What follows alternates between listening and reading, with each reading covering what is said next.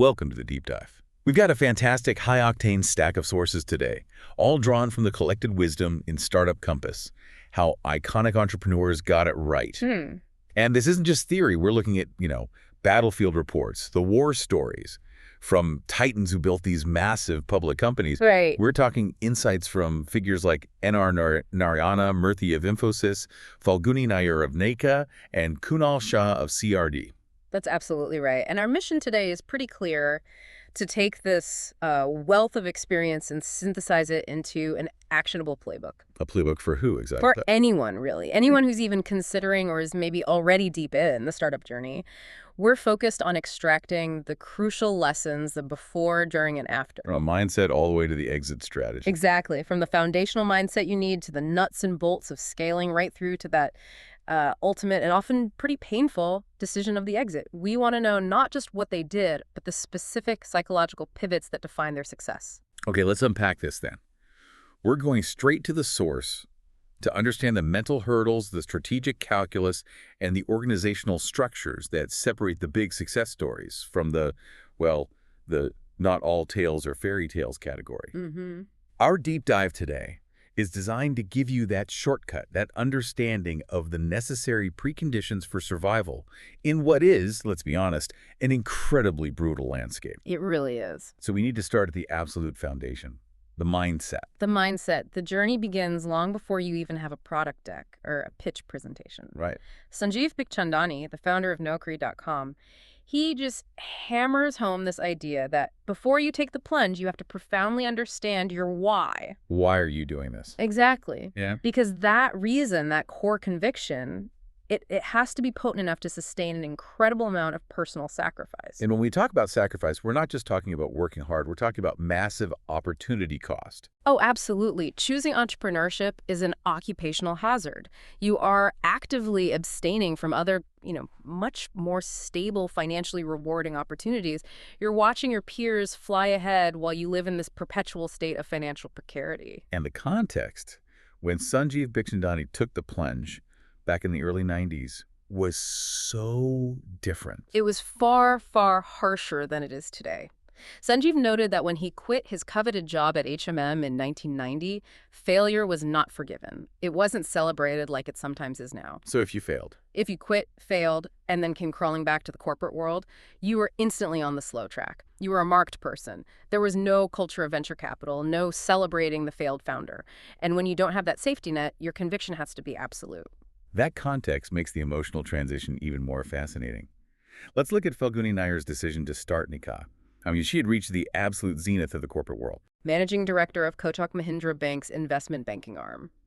She had a ringside view. She was advising entrepreneurs, finding inspiration. She saw the blueprint for success every day. So she had every advantage. She saw the playbook.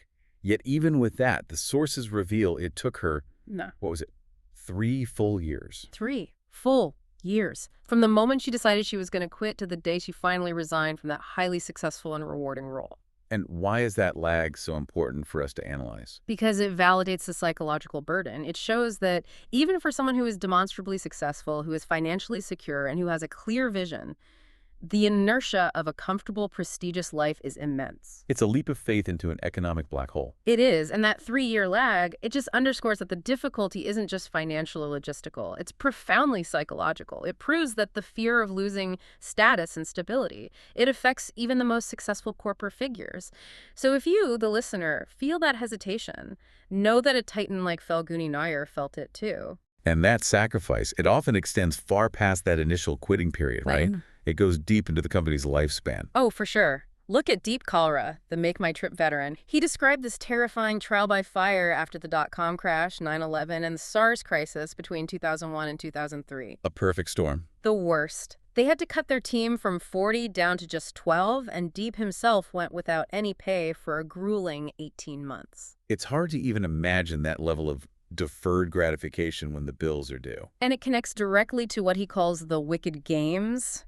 Your university degree plays with your mind. You have this high-value degree, and 90% of your batchmates are advancing rapidly in these huge, stable corporate jobs. Taking promotions, buying apartments. Posting pictures of their holidays in the south of France, and that instant, visible success of your peers, The social media evidence of luxury, it can be severely unnerving when your own company is barely keeping the lights on. Especially when you're operating out of a cramped, shared office in Oakla Phase 1, like MakeMyTrip was. That is precisely the moment when holding the faith becomes paramount.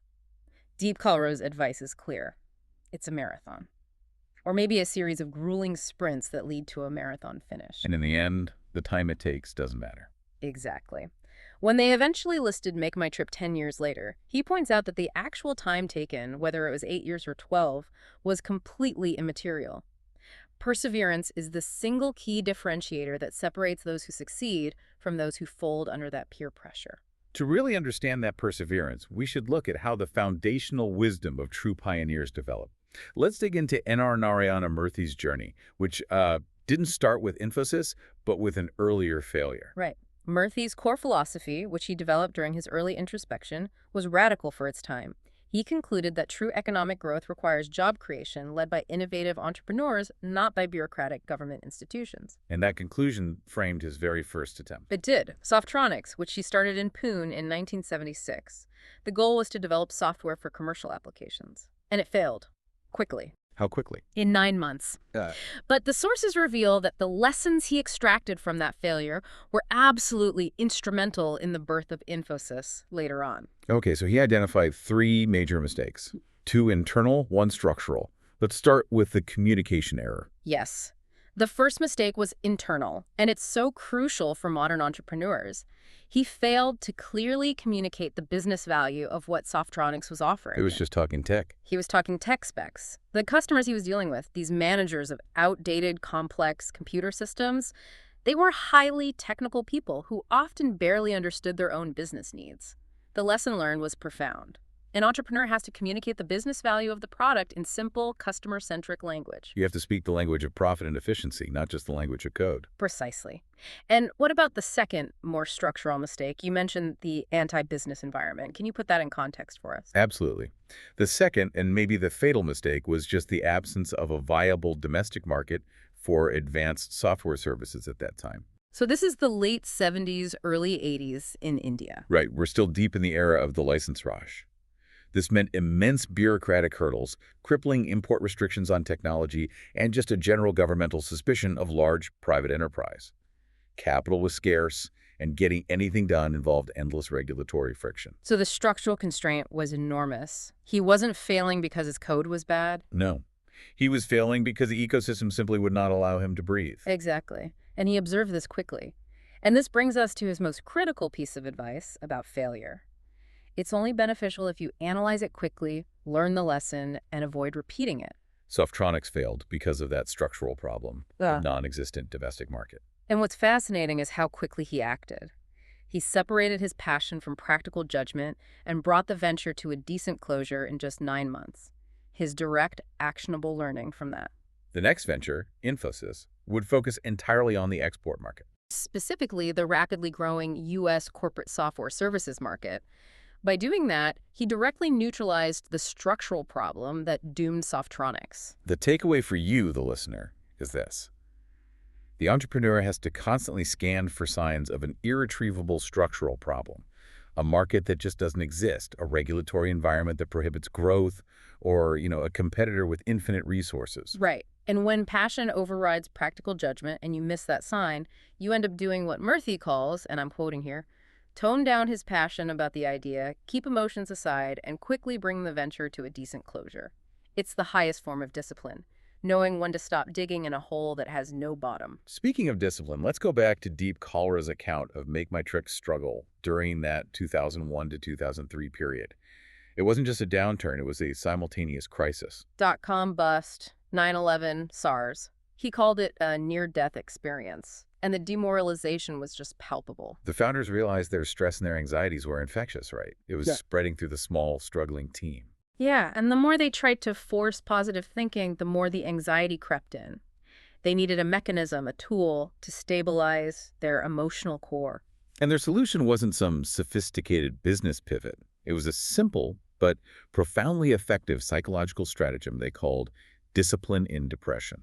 A great name for it. They made a pact. Yeah. They would agree to be in for a whole month without questioning the commitment or the purpose for that entire 30 days. So once they were in, the fundamental decision to continue the company was just locked away. Right. They continued to monitor metrics obsessively, conversion rates, cash flow, of course, but they would not take that fundamental should we quit call until the end of that specific month. And then came the ritual. At the end of the 30 days, the founders would meet, usually over a cheap bottle of alcohol on a terrace. The ultimate war room, isn't it? It strips away all the corporate veneer and forces that brutal honesty. And they'd ask the single brutal question, are we in for one more month? And this ritual kept them going for nearly a year, 8 or 9 months. Psychologically, the massive challenge of 270 tough days was broken down into 9 discrete, manageable chunks. This provided a necessary true north during a chaotic, depressive period. It's manufactured focus. But I have to challenge this wisdom a little bit. I mean, that sounds brilliant for team morale and psychological endurance, but isn't there a real danger there? How so? By agreeing not to quit for a whole month, are they not just delaying the inevitable, potentially burning valuable runway and employee savings that could have been preserved if they had closed sooner? That's a critical point, and it circles back to Murthy's advice on separating passion from judgment. Discipline in depression only works if the founders are simultaneously obsessed with metrics and market signals. Okay, so they weren't ignoring the data. Not at all. They were isolating the decision to quit from the daily anxiety of the data. They drew a psychological line. We will operate optimally for the next 40 days, and then we will review the fundamental viability. This ritual prevents the emotional fatigue of chaos from leading to a premature, panicked decision. That distinction is crucial. It provided the mechanism for what Deep Kalra relates to the world of a professional pistol shooter, Hinasidu. The idea of zero memory, yes. For a shooter aiming at a tiny bullseye 10 meters away, the biggest gift is zero memory of the last shot. Any tremor, any second guessing throws you off completely. You have to reset. You have to reset and approach every shot as if it's the first. Discipline and depression provided that zero memory for the founders. Once they committed to the month, the last month's struggle was erased until the next stock-taking ritual. It's an act of emotional preservation. So assuming you have the necessary psychological armor, the next step is the idea itself. Right. Raghuji, founder of Taxi4Sure, provides a useful framework here. He insists that ideas must fundamentally solve a real-world customer problem, and he outlines 3 general approaches to finding that problem. The first approach is the most personal, right? Exactly. Look at problems you face. This is the classic foundational advice. Don't try to think of startup ideas. Look for problems you encounter yourself, preferably daily annoyances. If you solve your own problem, you deeply understand the pain point. The second approach leverages emerging technology. Look at ideas that were previously unviable that might now be possible because of technological shifts. An external stimulus hitting a prepared mind. Raghu cites virtual reality. Early attempts were clunky, but as smartphone technology matured and components became cheap and powerful, suddenly VR became commercially viable. The key here is being deeply familiar with the leading edge of a rapidly changing field. Absolutely. If you understand what the next generation of processors or batteries will enable, you're more likely to spot opportunities that others who are still constrained by current tech will just miss. And the third approach, which is arguably the most common globally, is replication with customization. Examining successful startups in other markets and tailoring them for local needs. Falguni Nayar's Nykaa is the perfect case study here. She was inspired by U.S. beauty stores like Sephora during her visits abroad. But crucially, she did not just copy-paste the model. No, she assessed the local market. Indian beauty retail was a poor, often intimidating experience. Mom-and-pop shops, limited assortment. Launching a physical Sephora-style store would be immensely capital-intensive. So she launched Nykaa online first. That customization was key. It was everything. Leveraging lower capital intensity and addressing the poor state of existing local retail, that was key to her early velocity. Another brilliant example is Flipkart. They were inspired by global e-commerce, but they had to fundamentally tailor the payment model for India. Cash on delivery, CRED.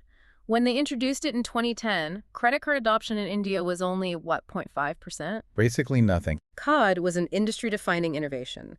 It made e-commerce viable for the vast majority of consumers who lacked digital payment methods, and it drove widespread adoption for Flipkart. Replication requires deep local insight. And we should distinguish between the types of problems being solved here. Good point. There's improving an existing market, which is unmet demand, versus creating a whole new industry, which is a latent need. Unmet demand is like WhatsApp. Messaging platforms existed, but WhatsApp succeeded in India because they only required a phone number, not an email ID, a massive barrier to entry for many new internet users at the time. And latent need is creating something entirely new, like the iPhone, which just upturned the entire smartphone paradigm. These ideas are rarer, requiring deep customer empathy and the ability to imagine what customers might want before they even know they want it. Regardless of how the idea originates, the validation phase is where the dream meets brutal reality. Yes. This is where we see that contrast between passion overriding judgment and rigorous patient analysis. So let's start with the cautionary tale. Abhiraj Bal's failure with Cinema Box. Abhiraj, who later founded the successful Urban Company, he and his co-founder were, in his words, missionaries without a religion.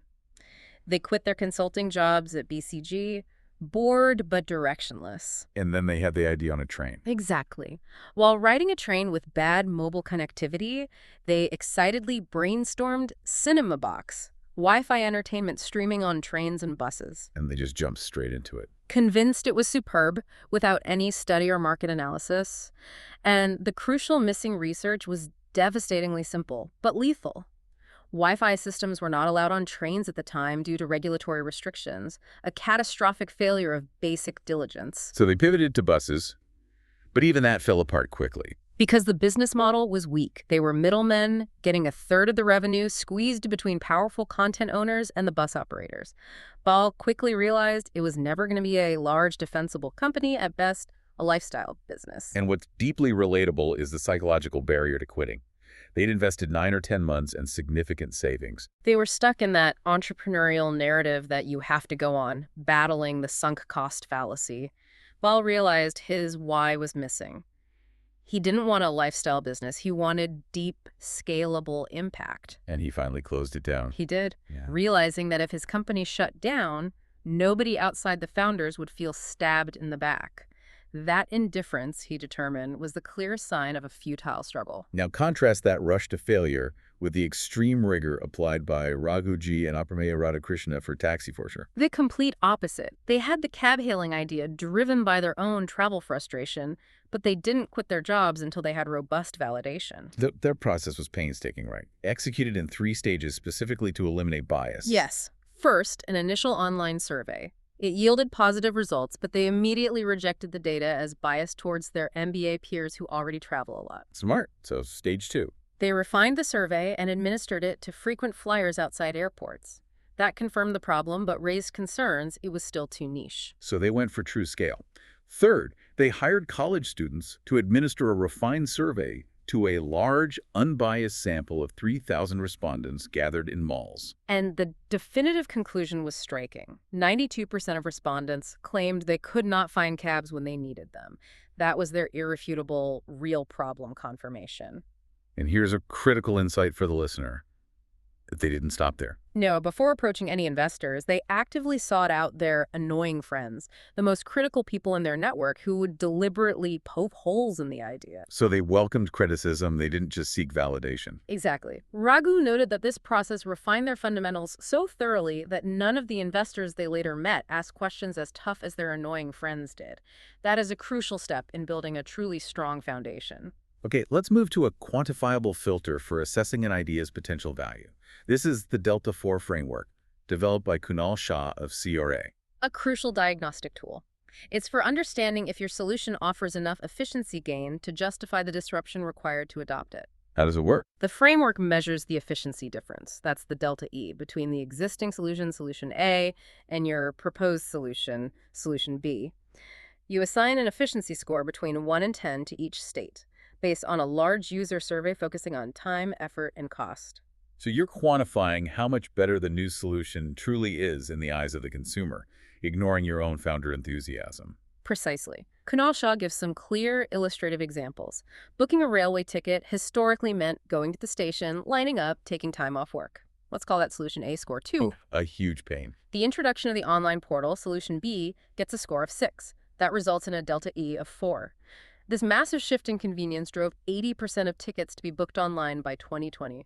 And he gives a similar example for cab booking. Yes, shifting from calling legacy services a score of 2 to online apps a score of 6, again a delta E of 4. Now, contrast that with an idea where the efficiency difference is minimal or even negative. Buying apparel online. A good physical store experience might score a 6, but an online store might only score a 2 for some people because of fit issues, uncertainty, or the hassle of returns. Simply moving to digital doesn't guarantee an efficiency gain. The magic threshold, according to Kunal Shah, is when that delta E is greater than or equal to 4. Exactly. When the efficiency difference hits or exceeds 4, the adoption shift becomes irreversible and self-propagating. What does that mean, irreversible? It means, first, the shift is permanent. If the railway portal goes down one morning, users don't rush to the station counter, they wait hours for the portal to recover. Second, users develop a high tolerance for failure in the new solution. Even if it's clunky or crashes, they stick with it because the alternative is just too painful. Right. And third, the new solution becomes brag-worthy. Early adopters become evangelists, spreading the word rapidly. This word of mouth creates network effects and drives widespread, sticky adoption. If your idea doesn't hit that delta 4 mark, it lacks the inherent potential to drive massive, irreversible value. But Shah also notes 6 critical exceptions. Right. Barriers that can halt adoption even if your efficiency score is high. Yes, and these are crucial because they stop technological superiority from translating into market adoption. Let's break them down. The first is micro-configurations. Meaning? Micro-configurations refers to the high level of personalization or customization built into the old solution. Think about a local tailor or a trusted neighborhood driver who knows your exact route and preferences. The new app might be faster at Delta 4, but it cannot replicate that micro-level personalized relationship. The second is network effects. This is where the value relies on everyone else using it. If I develop a word processor that's a Delta 5 over Microsoft Word, I still can't switch if my entire team and the entire industry uses Word. The superior product is useless if I can't share files seamlessly. Third, the supporting ecosystem. This barrier means the superior solution relies on technology or infrastructure that isn't universally available. A cab app offering Delta 4 service will fail in a market without ubiquitous smartphones or cheap data. The ecosystem has to be ready. Fourth, affordability. Simple economics. Flights are massively more efficient than trains, maybe a Delta 6 or 7. But if the train ticket costs a tenth of the flight, the train still wins for most users. Cost can negate even massive efficiency gains. Fifth is learning effort. If switching requires years of mastering a new skill, like learning a new language or complex design software, users will often stick with the inefficient, familiar solution. The learning curve is a powerful deterrent. And finally, branded lanes. This is where the existing solution has such powerful brand recognition or habit that it's difficult to dislodge. Think Google search. Even if alternatives are technically better for a specialized query, the default habit of Googling it is an almost insurmountable barrier. So the best startups, according to Shah, achieve both Delta 4 differentiation and strong network effects for maximum defensibility. That's the holy grail. With a validated idea, the goal shifts to building quickly. And here, the concept of the minimum viable product, or MVP, is key. The traditional definition is the version that collects the maximum amount of validated learning with the least effort. But Tarun Mehta of Ather Energy adds a critical layer to this. What's that? The MVP isn't just about external feedback. It's about the founders needing to discover the magic for yourself. And why is discovering the magic so important? Because that discovery, that first moment of realizing your hypothesis actually works and feels revolutionary, that's the story you sell. To investors, to early hires, to the market. If the founder isn't completely convinced of the magic, they can't be authentic evangelists. And the approach to the MVP differs dramatically by sector. For software, speed is king. Right. Abhiraj Bal's team for Urban Company launched what he called an excruciatingly embarrassing skeletal website. It was basically a slightly improved Google form. Their philosophy: launch it, test pricing in categories, and learn instantly, speed over polish. Hardware, though, is a completely different beast. A massive capital and time challenge, as Tarun Mehta learned at Ather. Their initial mistake was trying to make the MVP too complex. They wasted time and resources on extraneous features, worrying about full structural rigidity and unnecessary safety factors. When really their core hypothesis was much simpler. Exactly. It was just testing a fast, fun electric scooter with a tablet dashboard experience. The essential MVP should have been just a fast motor and a Nexus 7 tablet slapped onto the dashboard. testing only the core value proposition, not the long-term crash safety yet. This leads us to Paul Buchheit's rule, the creator of Gmail. A great rule. He advises focusing on only 3 key attributes for the first version and getting them very, very right. If a product needs everything to be good to succeed, it's just not innovative enough. Focusing on those 3 core attributes forces you to prioritize what truly creates undeniable value. And Ather leveraged this focus on core attributes to lead with differentiation through design. This was a brilliant move. They recognize that a consumer product's purchase decision is heavily influenced by emotional response.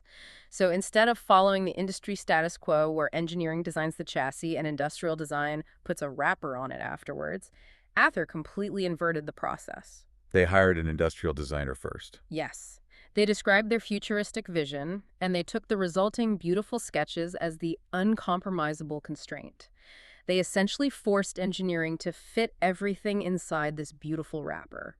This design anchor created an immediate emotional response in early adopters, allowing the product to be clearly differentiated in a rapidly commoditizing market. It gives the team and the early customers a story to tell. Exactly. Now, building the product requires a strong team, and a startup is extremely difficult alone. Co-founders provide that shared load, diverse skill sets, and that essential esprit de corps. 2 or 3 is the ideal number. Too many, and you inevitably slow down decision-making and dilute equity, which lowers motivation. Anu Hariharan from Y Combinator stresses that a co-founder's most important role is emotional support.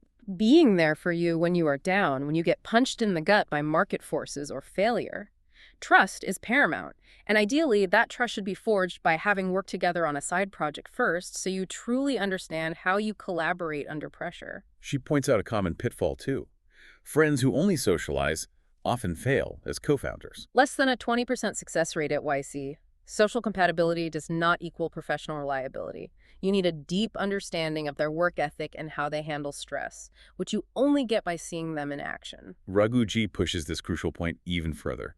He argues that in the long run, values are more important than skills. And it makes sense. Skills, particularly technical ones, evolve quickly. You'll only use your initial engineering skills for a year or 2 before the organization grows beyond that technical need. But values like drive, curiosity, and integrity are enduring. They're what enable a co-founder to last the entire grueling life cycle of the startup. He also highlights a need for convergence. Co-founders must share the same ambition success for the company, but not necessarily the same aspiration. Right. If both founders secretly aspire to be the sole public face, or if one dreams of a quick exit and the other wants a legacy institution, conflicts will inevitably arise and destroy the team from within. And this leads to his ultimate litmus test. The worst moment test. Can you live with that person at their absolute worst, and vice versa? When the company is being pushed to the wall, when money is running out, when external events are catastrophic, how will they react? And will you be able to endure their stress-induced behavior? That brutal assessment is the real measure of a partnership's longevity. When the product is ready to launch, the founder has to transition into the doer-in-chief, taking on every operational role necessary to understand the customer interaction firsthand. Getting your hands dirty. Exactly. Ritesh Agarwal's early days at OYO Rooms are the gold standard for this. When he took over his first 15-room guest house in Gurugram, Ritesh spent 3 months doing absolutely everything. Transforming the hotel, cleaning, doing food and breakfast, working the front office, and directly interacting with guests, gathering real-time feedback. That deep, hands-on experience was crucial for him to understand customer needs and optimize operations. It formed the bedrock of OYO's later scaling playbook. And once you're operating, you also have to aggressively get noticed. Girish Mathur-Bhutham of Freshworks learned quickly that building quietly is not enough. Especially in a crowded sauce space, you need proactive, aggressive marketing, and his mastery of competitive positioning is legendary. A Zendesk rivalry. A classic. When Zendesk, the industry leader, raised prices, causing outrage on Hacker News, Freshworks, then Freshdesk, saw their opening. And when the Zendesk CEO accused them of being a ripoff in a public forum, Freshworks immediately launched ripostornot.org, explaining their position and encouraging users to trial their product. think about the strategic brilliance there. At the time, Zendesk had 20,000 customers. Freshworks had 200. But by attacking them publicly, Zendesk immediately placed the tiny 200-customer startup on the same competitive plane as the 20,000-customer industry leader. This gave them massive visibility and credibility overnight. And they reinforced this by launching their CRM against Salesforce at the 2016 Dreamforce event. They covered 70 buses with cheeky ads that read, "Sorry we didn't launch earlier." Gaining massive brand recognition and ensuring they were spoken of in the same sentence as the biggest players in the enterprise software world? Genius. Shifting to metrics, Raghuji provides an essential insight. Sustainable growth relies heavily on retention. Absolutely. If you spend money acquiring new customers but lose your existing ones at the same time, your growth is incredibly expensive and unsustainable. Acquisition is vanity, retention is sanity. And Deep Kalra and Raghu had a fundamental, painful realization on customer obsession. They realized founders are not the ideal customer. Right. They had built TaxiForcer around their own urban professional needs, believing they represented the target demographic for a clean, efficient taxi service. But the pivot came from an accidental discovery while combing through stagnant growth metrics. Raghu noticed one particular customer who had booked an anomaly 50 rides in 1 month. It was a pregnant woman. They instantly laid down strict rules for drivers serving this niche. No speeding, windows closed, AC on. This insight that pregnant women required and deeply valued reliable, high-quality service generated powerful network effects. And overnight, daily rides jumped from 8 to 45. That immediate action, based on a single, unexpected customer insight, saved the company and defined their quality mandate. Finally, Yashish Dahiya of Policy Bazaar emphasizes speed as a premium. His philosophy: we always made the decision and then worked towards making it right. Avoid sleeping on a problem or a decision. Nimbleness is required to counter the competition that can wipe out established companies within a few years. Okay, so once product market fit is achieved, the next, often fatal hurdle is scaling. Knowing when to scale is vital. Because premature scaling is one of the primary reasons startups fail, Eric Schmidt describes the successful process as moving through a very long and tight funnel. You spend a long time getting the product right, and only then do you scale up quickly and aggressively. TaxiForcer, before their pregnant woman pivot, experienced this premature scaling chaos firsthand. Raghu admits their mistake was trying to scale their way to adoption before operations were structured. They expanded across multiple product verticals in multiple cities before their core operations were truly stable in one place. And this resulted in complete operational disarray.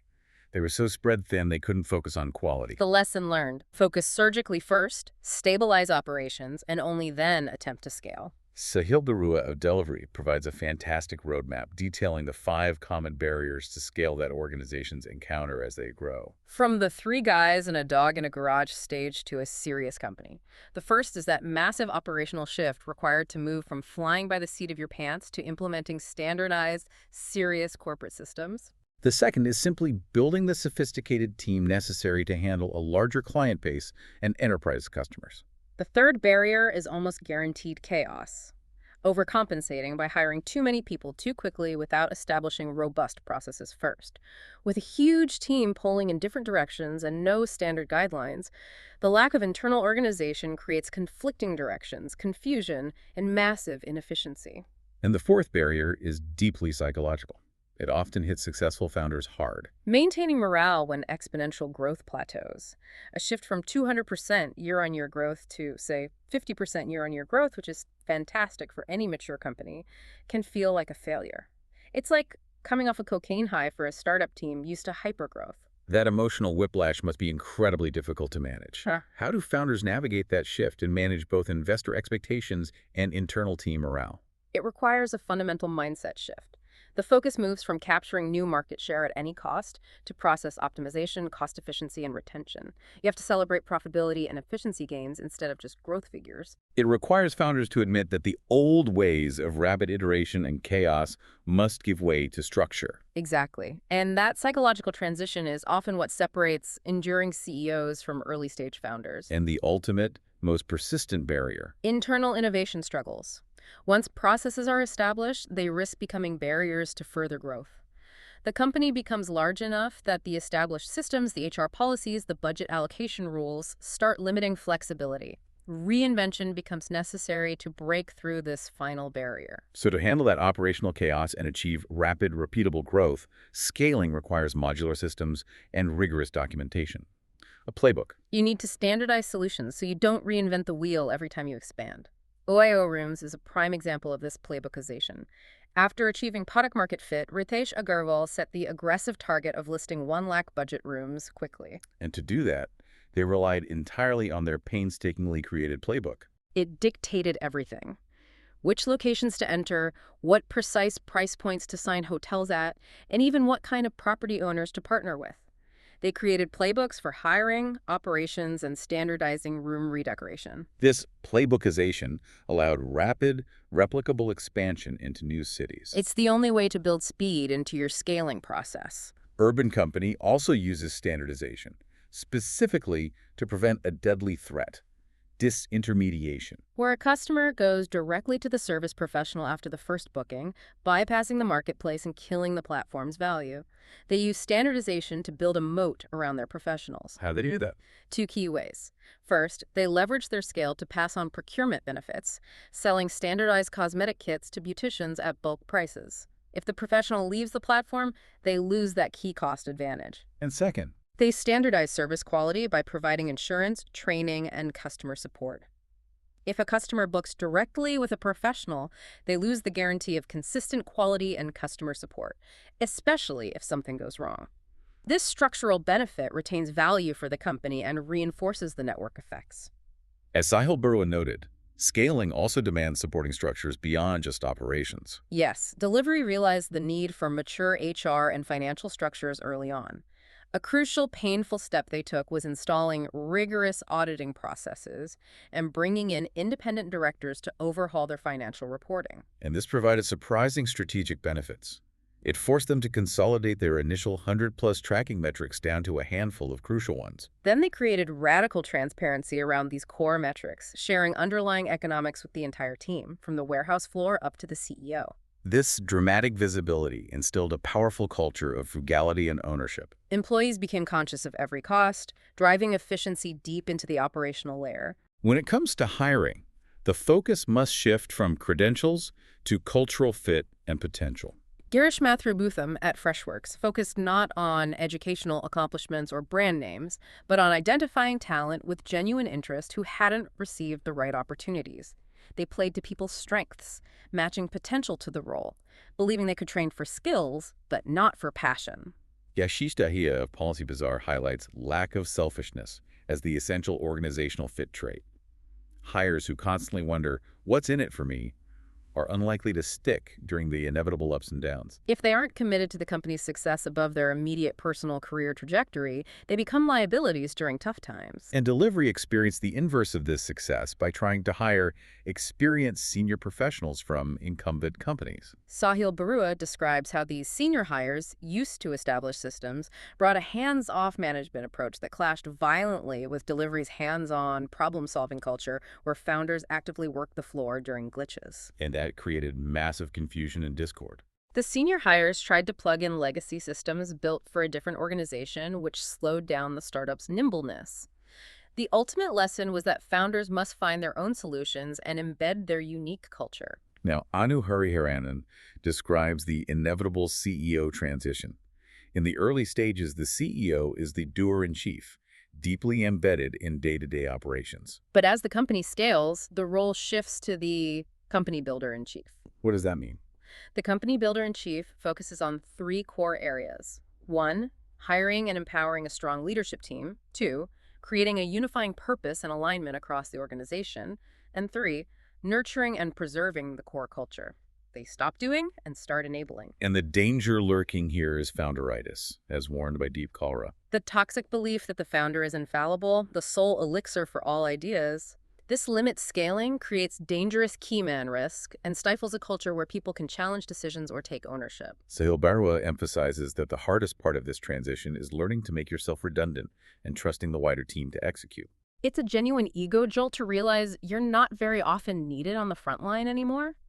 The psychological difficulty of willingly stepping back is often underestimated by ambitious founders whose identity is wrapped up in solving every immediate problem. Policy Bazaar's strategy for sustained growth, implemented when growth slowed, was a radical organizational scaling approach. Yes, Yashish Dahiya scaled by carving the organization into small, mutually exclusive, but collectively exhaustive business units, or BUs, of 150 people. And this modular structure, which were further split into micro-BUs, drastically increased growth. Back to 100% EOY by allowing deep specialization. For instance, an old-age health insurance micro-BU could have specialized staff and technology, which wouldn't be possible in a large centralized structure. This specialization, combined with direct access to the CEO, prevented bureaucracy and kept the organization nimble. Now we arrive at the culmination of the journey, the exit. For companies that are built to last, the IPO is often the chosen path. Sahil Barua built Delivery with the express intent of taking it public, treating it as a public company in terms of governance and transparency from day one. The advantages of going public are numerous. Primarily, it solves the capital constraint. First, it provides access to a large, inexhaustible pool of capital. Second, it makes raising debt much easier from private lenders because the company's financials are transparent. Third, it creates diversity of ownership. You're no longer held to ransom by a small clique of investors. Fourth, public listing is a powerful signaling mechanism. For B2B customers, it demonstrates governance, credibility, and assures them that their supplier is well-run. And fifth, and arguably most important for culture and talent, it creates immense value and liquidity for employees' stock options. Sahil emphasizes that to attract and retain the best talent, you must ensure their value creation opportunities are unlimited, and public listing provides that once-in-a-lifetime wealth creation event for early employees. The downside, naturally, is the heightened scrutiny of short-term performance and high regulatory compliance costs. Right. Public markets demand constant transparency and quarterly results, which can sometimes push companies to prioritize short-term gains over long-term strategic investments. The alternative is the acquisition path. And here we see a philosophical conflict. Raghuji acknowledges that some entrepreneurs harbor a built-to-sell mindset, constantly looking for exit opportunities and focusing on packaging the company for maximum value to an acquirer. But Deep Kalra offers a powerful warning against this. He believes focusing on the exit causes founders to prioritize company packaging and valuation, not on the company's reason for being. The true raison d'etre is solving a customer problem, and focusing on the exit fundamentally distracts you from that core mission. Ben Horowitz, the renowned investor, provides a useful rule of thumb for deciding whether to sell or stay independent. A company should remain independent if, and only if, two criteria are met. One, the market is massive, an order of magnitude bigger than currently exploited AIM-2. Two, the company has a good chance of being number one in that market. If the answer to either is no, selling must be seriously considered. We see the brutal reality of external factors forcing a sale through the detailed story of Taxi Forture's exit to Ola. In 2014, TFS was competing well with Ola, convinced that Ola's aggressive cash burn through discounts was strategically unsustainable. But then the ground shifted drastically due to three external unavoidable events in a short period. First, the Alibaba IPO in September 2014 generated a massive, unexpected windfall for SoftBank. Second, SoftBank immediately invested an astronomical $210 million into Ola in October. This suddenly gave Ola the ability to burn cash indefinitely through price cuts and incentives. A reality TFS just could not match. Not with its existing capital structure. And the final catastrophic blow came in December 2014 with the Delhi Uber assault case.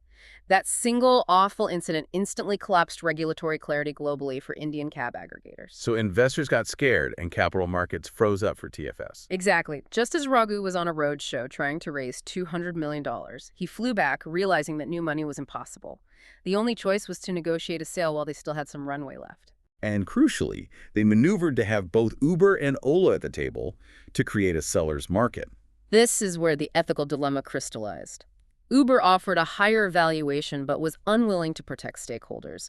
They wanted to fire 90% of the 2,500 staff, only acquiring the driver supply network. Ola offered a lower valuation but was willing to protect stakeholders, retaining all staff for at least a year, accelerating ESOPs, and providing bonuses. Think about that pressure. They were looking at a substantial difference, maybe tens of millions of dollars. And they chose to prioritize the livelihood of 2,500 people over that top-line number for the founders and investors. It defines their values. Raghu and Aprameya chose the lower offer because it ensured the well-being of their 2,500 employees and loyal drivers. They refused to chase the higher valuation at the cost of livelihoods, demonstrating that, even in the most ruthless of exit decisions, the company's culture can determine the final outcome. This deep dive into the Startup Compass playbook reveals that iconic entrepreneurship is far less about innate genius and more about relentless, continuous learning and extreme mental preparation. Success relies on humility. Whether it's quickly analyzing why Softronics failed in 9 months, applying the intense psychological defense of discipline and depression to endure market chaos, or rigorously applying Kunal Shah's Delta 4 principle to ensure your solution creates irreversible value. It requires relentless critical thinking and adaptability. Ultimately, whether the journey ends in a public listing, providing that inexhaustible capital, or a strategic acquisition chosen for ethical commitment to stakeholders, the core lessons remain constant. Define your why. Validate your idea to the extreme. Value your team over transient skills and be prepared for the immense emotional and financial cost of the marathon. Reflecting on the stories of Deep Kalra and Apiraj Bal closing unsuccessful ventures, they both admitted how difficult it is to separate perseverance from stubbornness in the moment. So you, the listener, must consider this. When does that innate entrepreneurial belief that I was seeing something others weren't seeing become a dangerous refusal to face structural reality? And how would you build a metric to measure that precise, unavoidable moment in your own journey?